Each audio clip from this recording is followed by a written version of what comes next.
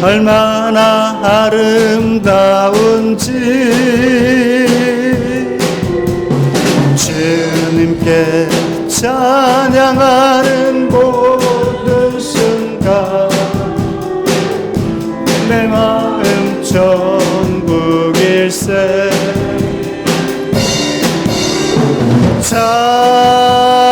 찬양 찬양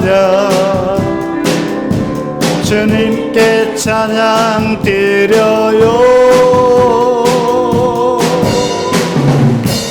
소를 높이 들고 마음을 모아 주님께 찬양 드려요. 주님께 감사하는 우리의 마음 얼마나 아름다운지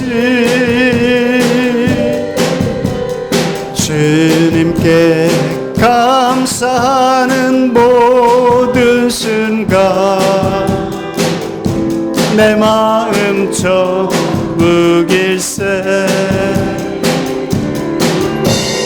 감사 감사 주님께 감사드려요. 두 손을 높이 들고 마음을 모아 주님께 감사드려요. 감사 부르겠습니다. 감사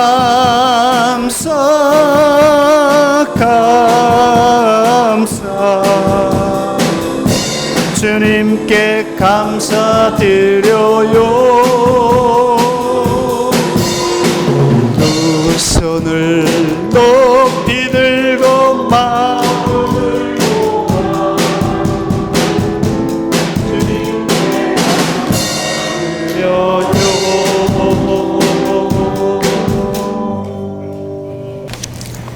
이 시간 우리 김종균 부교님 나오셔서 성경 봉독하겠습니다.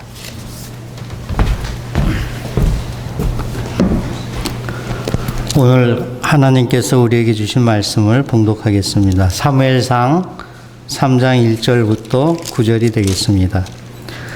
아이 사무엘이 엘리 앞에서 여호와를 섬길 때 여호와의 말씀이 희귀하여 이상이 흔히 보이지 않았더라. 엘리의 눈이 점점 어두워져 가서 잘 보지 못하는 그때에 그가 자기 처소에 누웠고 하나님의 등불은 아직 꺼지지 아니었으며 사무엘은 하나님의 궤에 있는 여호와의 전 안에 누웠더니 여호와께서 사무엘을 부르시는지라 그가 대답하여 내가 여기 있나이다 하고 엘리에게로 달려가서 이르되 당신이 나를 부르셨기로 내가 여기 있나이다 하니 그가 이르시되 나는 부르지 아니하였으니 다시 누우라 하는지라. 그가 가서 누웠더니 여호와께서 다시 사무엘을 부르시는지라. 사무엘이 일어나 엘리에게로 가서 이르되 당신이 나를 부르셨기로 내가 여기 있나이다 하니 그가 대답하되 내 아들아 내가 부르지 아니하였으니 다시 누우라 하니라. 사무엘이 아직 여호와를 알지 못하고 여호와의 말씀도 아직 그에게 나타나지 아니한 때라. 여호와께서 세 번째 사무엘을 부르시는지라. 그가 일어나 엘리에게로 가서 이르되 당신이 나를 부르셨기로 내가 여기 있나이다 하니 엘리가 여호와께서 이 아이를 부르신 줄 깨닫고 엘리가 사무엘에게 이르되 가서 누웠다가 그가 그녀를 부르시거든 내가 말하기를 여호와여 말씀하옵소서 주의 종이 듣겠나이다 하라 하니 이에 사무엘이 가서 자기 처소에 누우니라. 아멘.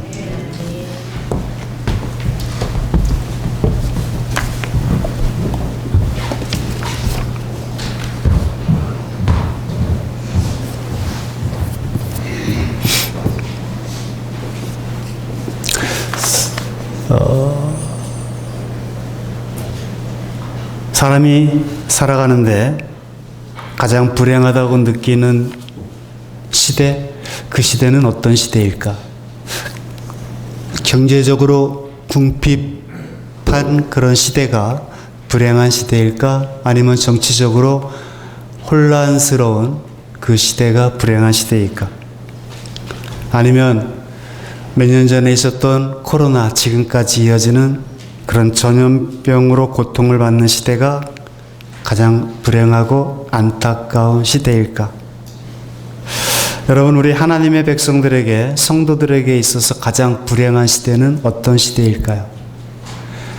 오늘 사무엘상 3장 1절의 말씀이 우리 하나님의 백성들에게는 가장 안타깝고 그리고 불행한 시대가 아닐까 봅니다. 1절을 보게 되면 아이 사무엘이 엘리 앞에서 여호와를 섬길 때에는 여호와의 말씀이 희귀하여 이상이 흔히 보이지 않았더라. 하나님의 말씀이 희귀했다고 그럽니다. 하나님의 말씀이 들을 수 없는, 하나님의 말씀이 들려지지 않는 그런 희귀한 시대가 가장 불행한 시대가 아닐까. 여러분, 성도들은, 하나님의 백성들은 아무리 힘들어도 하나님 말씀이 공급되면 살아갈 수 있어요. 견뎌낼 수 있습니다. 모세를 따라서 애굽에 나왔던 이스라엘 백성들이 40년 동안을 광야에서 지냈습니다. 여러분, 광야를 한번 생각해 보세요. 가도 끝이 없는 그런 모래 사막과 같은 곳이 광야입니다. 근데 이스라엘 백성들이 그 광야에서 만나와 메추라기를 먹으면서 40년을 견뎌낼 수 있었던 것은 하나님 말씀이 있었기 때문에 그렇습니다. 모세를 통해서 하나님의 말씀이 공급되니까 그 힘겨운 광야의 삶도 인내로 견뎌낼 뿐 아니라 나중에는 영적으로도 성숙해져서 요단강을 건너갈 때는 물이 넘칠거리는데도 순종하여 발을 내딛는 것을 보게 됩니다. 하나님의 백성들에게 가장 소중한 것은 하나님의 말씀이 공급되는 것입니다. 하나님 말씀이 들어가야 삽니다. 사람이 떡으로만 살 것이 아니요 여호와 입에서 나오는 모든 말씀으로 산다는 말씀처럼 하나님의 말씀이 들려져야, 하나님의 말씀이 들어가야 살게 됩니다. 우리의 자녀들에게 우리가 항상 관심을 가져야 할 것은 우리 아이들 마음속에 하나님의 말씀이 공급되고 있느냐, 이것이 중요한 것 같아요. 그래서 하나님의 말씀이 들려지고 들을 수 있는 그런 음암교회가 되도록 새해에는 더욱더 하나님의 말씀이 더 들려지고 들을 수 있는, 그래서 교회에 오는 그 시간이, 음암교회에 올라오는 그 시간이 가장 설레고 행복한 시간이 될 수 있도록 우리 함께 기도할 수 있기를 주님의 이름으로 부탁을 드립니다. 하나님의 말씀이 희귀한 시대, 이 시대가 가장 불행한 시대입니다. 아모스 8장 11절 12절에 13절까지 이런 말씀이 있습니다. 주 여호와의 말씀이니라. 보라, 날이 이를지라 내가 기근을 땅에 보내리니 양식이 없어 주림이 아니며 물이 없어 가람이 아니요 여호와의 말씀을 듣지 못한 기갈이라. 사람이 이 바다에서 저 바다까지, 북쪽에서 동쪽까지 비틀거리며 여호와의 말씀을 구하려고 돌아다녀도 얻지 못하리니 그날의 아름다운 처녀와 젊은 남자가 다 갈아여 쓰러지리라. 하나님의 말씀, 물이 없어서 가람이 아니요 먹을 것이 없어서 굶주림이 아니요 하나님의 말씀을 듣지 못해서 오는 기갈, 이게 하나님의 징계죠. 하나님의 말씀을 듣지 못하는 기근이 올 것이다. 이 바다에서 저 바다 끝까지 하나님 말씀을 들으려고 구하려고 돌아다녀도 얻지 못하는. 여러분, 성도들에게 있어서 가장 불행한 것은 무엇입니까? 하나님의 말씀을 듣고 싶어도 들을 수 없는 것. 하나님의 말씀을 공급받을 수 없는 것. 그게 가장 두려운 상황입니다. 여러분, 엘리 시대에는 하나님의 말씀이 없었나요? 예배가 드리지 않았나요? 아니요. 안식일마다 하나님 앞에 예배를 드리고 말씀도 낭독을 했습니다. 그럼에도 불구하고 엘리 시대, 사무엘이 어린 그 엘리 시대에는 하나님의 말씀이 희귀했다, 그렇게 말씀을 합니다. 여러분, 지금 우리는 어떨까요? 인터넷을 들어가서 보면 하나님의 말씀, 또 기독교 방송, 또 휴대폰을 통해서 하나님의 말씀이 넘쳐납니다. 마치 홍수가 난 것처럼. 홍수가 나면은 물은 많죠. 하나님의 말씀은 넘쳐나는데 정작 우리가 들을 수 있는 하나님의 말씀은 얼마가 될까? 그런 생각을 가게 됩니다. 여러분, 하나님의 말씀은 넘치는데 정작 하나님의 말씀이 없다면, 들을 수 있는 하나님의 말씀이 없다면 하나님의 백성들은 무엇으로 영의 양식을 삼을 수 있을까? 하나님의 백성들은 하나님의 말씀이 공급되어야 삽니다. 우리 교회, 우리 가정에 물질도 필요하고 안정도 필요하지만 그 무엇보다 필요한 것은 하나님의 말씀이 들려져야 합니다. 말씀이 공급되어야 성도들이 살게 됩니다. 코로나 바이러스가 끝나도 앞으로 또 다른 팬데믹이 올 거라고 이야기를 합니다. 그러나 상황이 어려우면 어려울수록 더욱더 필요한 것은 하나님의 은혜입니다. 하나님의 말씀입니다. 하나님의 말씀이 공급되면 성도들은 어려운 시기들이 있더라도 그것을 인내하면서 견뎌낼 수 있어요. 근데 하나님의 말씀을 들을 수 없고 하나님의 말씀을 공급받지 못하면 성도들은 점점 메말라갈 수밖에 없습니다. 우리 음암교회 하나님의 말씀을 언제든지 공급받을 수 있는 그런 물된 동산이 되기를, 그래서 교회 오는 시간이 행복하기를, 그렇게 저와 여러분의 삶 속에 하나님의 말씀이 풍성하기를 주님의 이름으로 축원을 드립니다. 그 시대가 하나님의 말씀이 희귀한 시대라면 누구에게 책임이 있을까? 여러분, 우리 가정에도 하나님의 말씀이 희귀하면 안 돼요. 우리 가정에도 하나님의 말씀이 풍성해야 되잖아요. 근데 우리 가정에 하나님의 말씀이 들을 수 없고 희귀하다면 누구의 책임일까요? 네? 나. 네. 우리 남편이 아니라 나. 아, 좋아요. 우리 가정에 하나님의 말씀이 희귀하다면 부모에게 있는 거죠. 1차적으로 나에게 책임이 있어요. 내가 하나님의 말씀인 성경을 가까이 하고 사모한다면 하나님께서 반드시 말씀하시기 때문에 하나님의 말씀이 우리 가정에 나에게 말씀이 없고 희귀하다면 나에게 책임이 있어요. 음암교회 하나님의 말씀이 차단된다면, 음암교회에 나왔는데 하나님의 말씀이 들려지지 않고 들을 수 없다면 누구에게 책임이 있을까요? 네, 담임사관에게 있습니다. 하나님께서는 저에게 이 공동체를 섬길 수 있도록 말씀 양육자로 파송하였기 때문에 음암교회에 와서 하나님의 말씀이 들려지지 않고 하나님의 말씀을 들을 수 없다면 담임사관에게 책임이 있습니다. 사무엘 시대 이스라엘 백성들에게 하나님의 말씀이 희귀했대요. 그럼 누구에게 책임이 있어요? 엘리 대제사장에게 책임이 있는 거죠. 오늘 2절 말씀을 보겠습니다. 3장 2절 말씀을 보게 되면 엘리의 눈이 점점 어두워가서 잘 보지 못하는 그때에 그가 자기 처소에 누웠다. 엘리의 눈이 점점 어두워져 갔다. 저 때가 엘리가 나이가 98세거든요. 나이가 늙으면 눈도 어두워지겠죠. 근데 굳이 하나님의 말씀이 희귀하다고 하면서 엘리의 눈이 점점 어두워져 갔다는 말씀을 뭘 저렇게 쓸까요?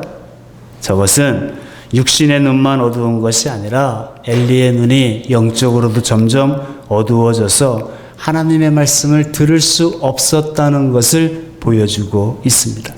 3절 가서 보게 되면 하나님의 등불은 아직 꺼지지 아니하였다.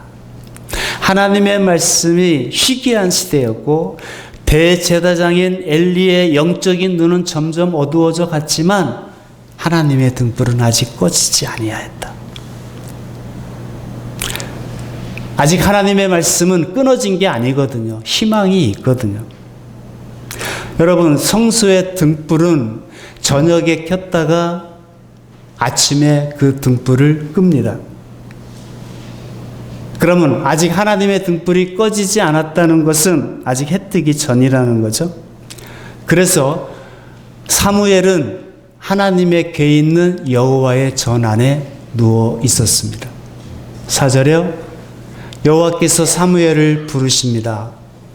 사무엘이 대답하되 내가 여기 있나이다 하고 엘리가 부르는 줄 알았어요. 엘리에게로 달려갑니다. 여러분, 아직 새벽입니다. 여호와의 등불이 꺼지지 않았다는 것은 아직 아침이 되지 않았다는 거예요. 근데 사무엘이 엘리에게 달려갑니다. 그 새벽에. 당신이 나를 부르셨기로 내가 여기 있나이다 하니 그가 이르되 나는 부르지 아니하였으니 다시 누우라. 사무엘이 돌아가서 누웠습니다. 그 다음에 여호와께서 다시 사무엘을 불렀습니다. 사무엘이 일어나 또 엘리에게로 가서 이르되 당신이 나를 부르셨기로 내가 여기 있나이다 하니 엘리가 내 아들아 내가 부르지 않았으니 다시 가서 누우라 그랬습니다. 사무엘이 아직 여호와를 알지 못했다. 여호와의 말씀도 아직 그에게 나타나지 아니한 때라. 여러분, 사무엘이 하나님을 알지 못했나요? 성소에 가서 어릴 때 저 때부터 성소에 가서 엘리 대제사장에게 하나님의 말씀을 들었고 하나님에 대해서 교육을 받았을 거잖아요. 근데 아직 사무엘은 여호와를 알지 못했다 그랬습니다. 여러분, 하나님을 안다는 것은 지식으로 아는 게 하나님을 아는 게 아닙니다. 하나님을 안다, 그것은 하나님과의 경험입니다. 경험을 통해서 하나님은 이런 분이구나 하는 것을 알게 되는 겁니다. 그래서 여러분, 우리는 하나님을 안다고 할 때 내가 지식적으로 알고 있느냐? 그것은 하나님을 아는 게 아닙니다. 체험적으로, 하나님을 경험적으로 알 때 하나님은 이런 분이시구나 하는 것을 알게 됩니다. 욥이 나중에 그런 고백을 하잖아요. 내가 전에는 귀로만 들었었더니 이제는 눈으로 하나님을 배웠나이다. 여러분, 내가 하나님을 더 알고 싶습니까? 하나님을 더 체험하고 싶습니까? 그러면 순종해 보세요. 큰 믿음 주세요. 그렇게 기도했으면 가만히 하늘에서 감 떨어지기를 기다리지 말고 순종해 보세요. 그러면 하나님의 역사하심을 체험하면서 우리가 하나님에 대한 믿음을 갖게 되고 또 하나님이 어떤 분이신지를 알게 되는 것입니다.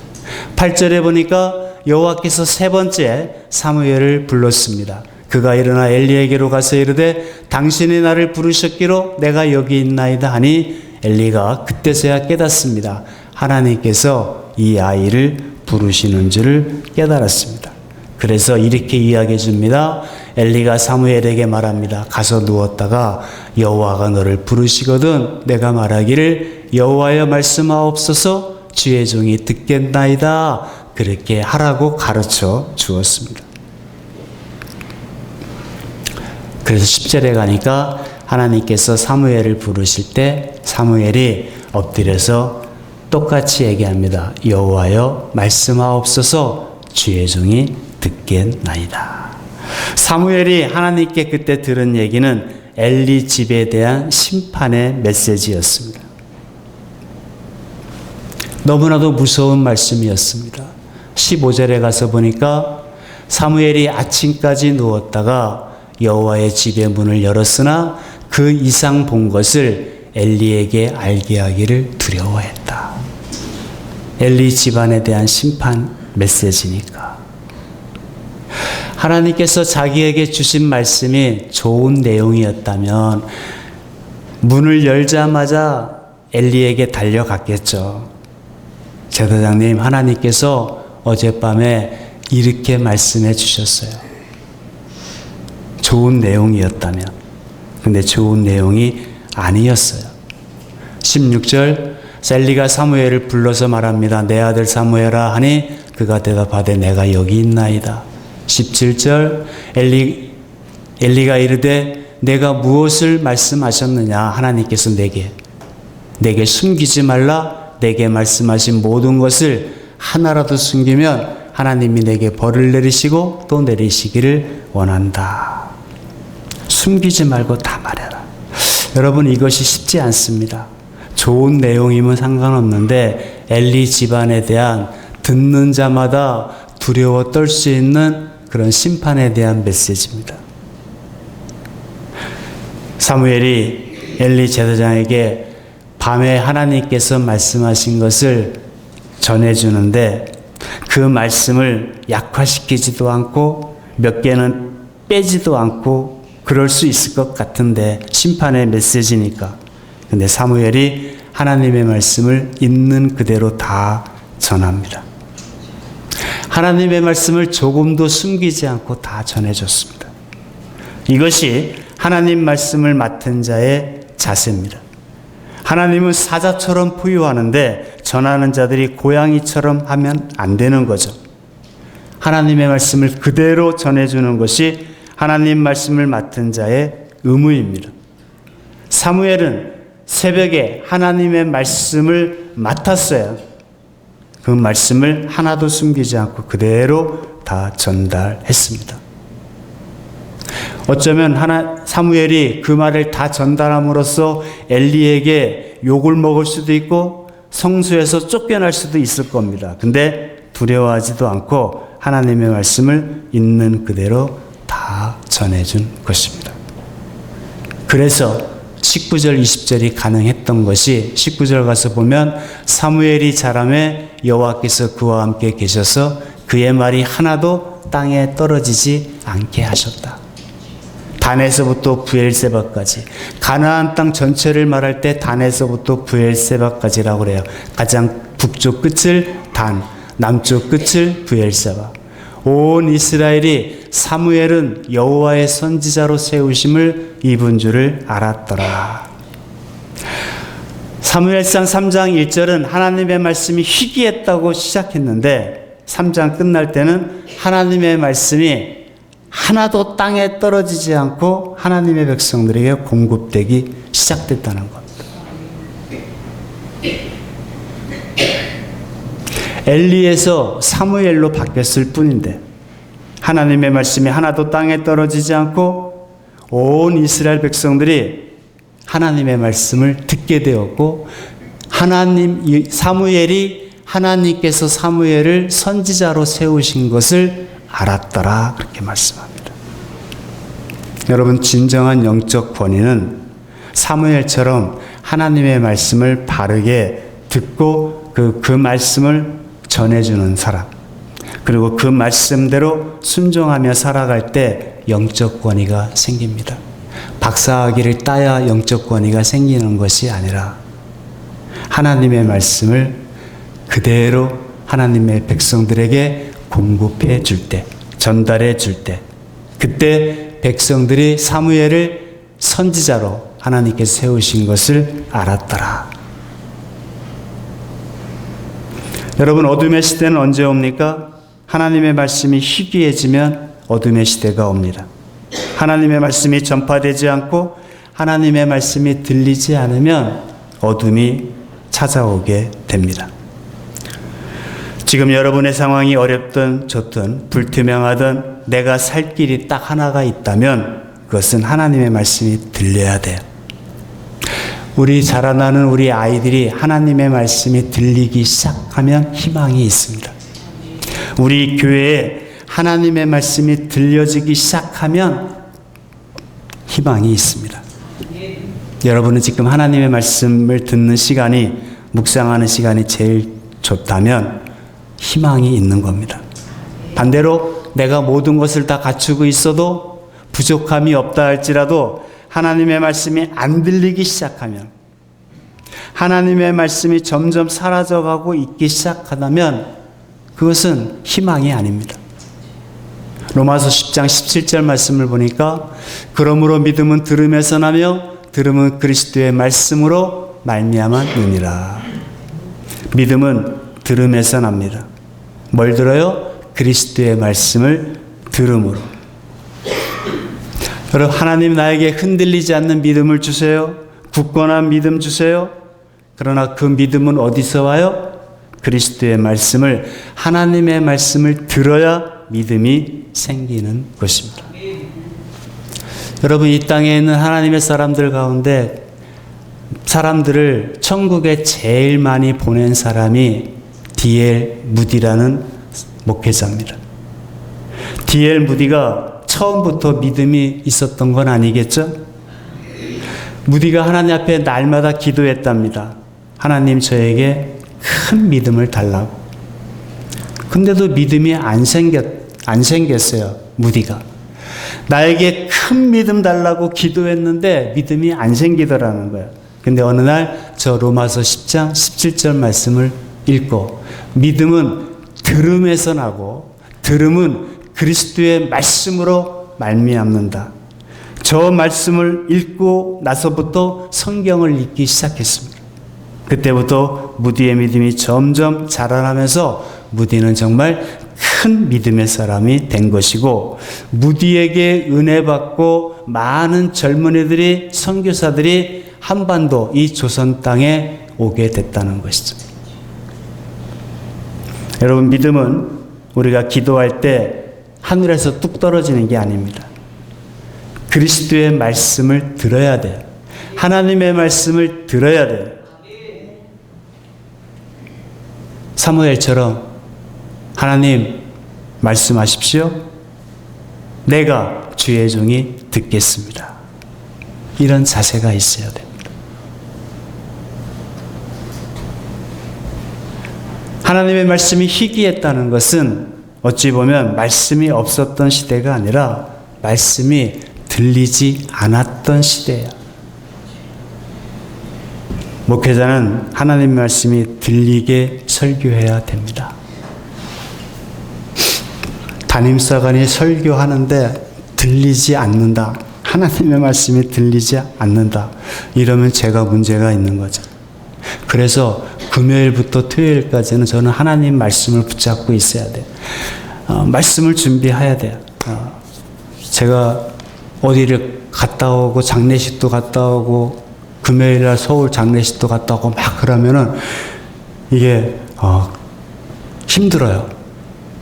그래서 금요일부터는 되도록이면 금, 토, 일은 하나님 말씀에 집중하려고 하는 거죠. 하나님의 말씀이 들려야 돼요. 담임사관이 다니엘서 하나님 말씀을 전하는데 들려야 돼요. 들리게 설교해야 됩니다. 그리고 성도는 하나님 말씀을 사모하고 주여 말씀하십시오. 제가 듣겠습니다. 이런 자세를 가져야 되는 거죠. 말씀이 없는 사막 같은 시대에 사무엘이라는 오아시스가 생겨서 단에서 브엘세바까지 이스라엘 백성들은 하나님의 말씀을 들을 수 있게 된 것처럼 오늘날도 성도들에게 하나님의 말씀이 들리기 시작하면 빛이 임하게 되고 생명이 임하게 될 줄 믿습니다. 우리 음암교회에서 하나님의 말씀이 들려지는 주님의 교회가 될 수 있기를 사모하고 기도하시고 하나님께 사무엘에게 함께 하신 것처럼 우리 음암교회, 우리뿐 아니라 우리 아이들에게 하나님께서 말씀과 함께 우리 아이들이 자라나는 그런 주님의 교회, 그리고 우리 아이들이 될 수 있기를, 그런 은혜를 베풀어 주시기를 주님의 이름으로 축원을 드립니다. 기도하겠습니다. 하나님, 오늘 우리의 시대에도 말씀은 많은데, 설교는 많은데 정작 하나님의 음성을 듣기 어려운 시대가 되었습니다. 주님, 사무엘에게 주셨던 은혜를 우리에게도 허락하여 주옵소서.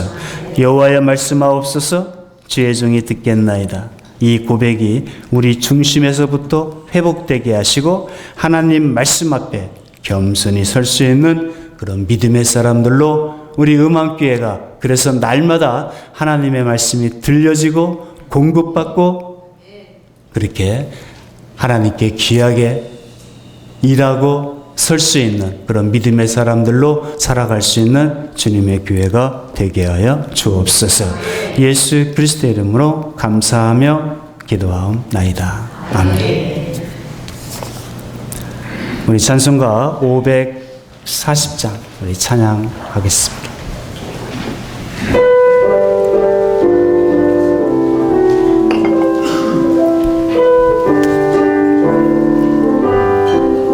주의 음성을 내가 듣는 사랑한다 말일세 믿는 마음으로 주께 가오니 나를 영접하소서. 내가 매일 십자가 앞에 더 가까이 가오니 그새 주의 흘린 보배 피로써 나를 정케 하소서.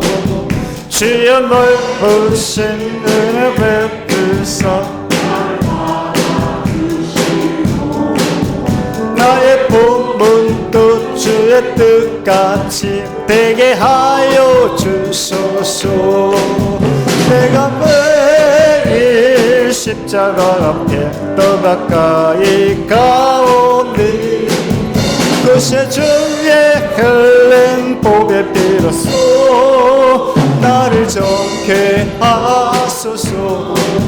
주의 보좌로 나아갈 때에 어찌 아닌 기쁠까. 주의 얼굴을 항상 배우니 더욱 징긋합니다. 내가 매일 십자가 앞에 더 가까이 가오니 그새 주의 흘린 보배 피로써 나를 정케 하소서. 우리 곧 함께 박수치며 찬양합니다. 증량할 자 없으며 주가 주시는 참된 기쁨도 헤아릴 수 없도다. 내가 매일 십자가 앞에 더 가까이 가오니 그새 주의 흘린 보배 피로써 나를 정케 하소서.